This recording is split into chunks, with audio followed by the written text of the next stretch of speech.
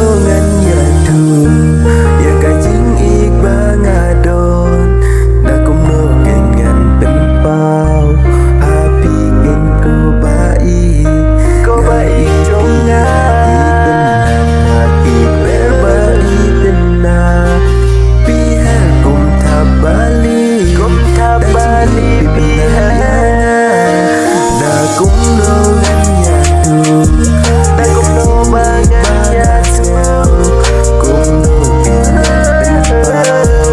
kum no ngan pen sau tu happy ken ko ba i na mal ngam dot bantur hajan jong pi bớt xin kinh yu da kum no ngan ya tu da kum no ba ngan pen sau tu ya ka jing ik ba nga don qua bên hông i trong ngam nut bantur hajan ngayas nhau i kana na i wei ki parlok ba biro ba di don jing mut ya nga ba i ngam nut bantur saja Rusa dang hajing bendur Rusa dang hajing bendur Kamdam hapur menmit Berbetnya piwan pau dan pikman yang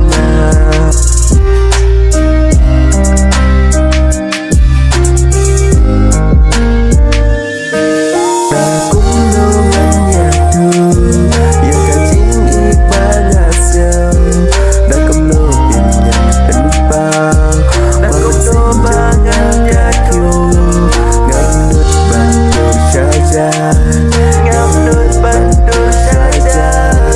Rusa dang hajing bendur Rusa dang hajing bendur Walaupun menmit piwan pau hajing postil jom ngabai Ipan talang ya gikmat Pilong di kukar ngai Piwan dang hajing postil Matan kende ya bensim Bentik ya kadonu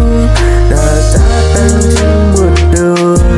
Ngasa tang hajing perkat Da kum no ken ngan pen pau Da kum no ken ngan ya tu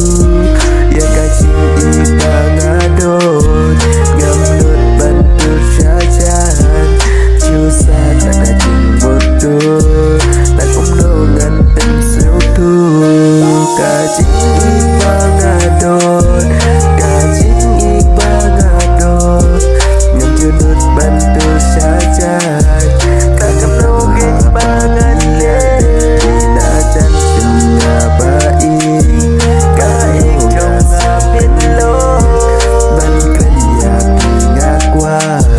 Di kamtang haba piremung piriat itnat yangan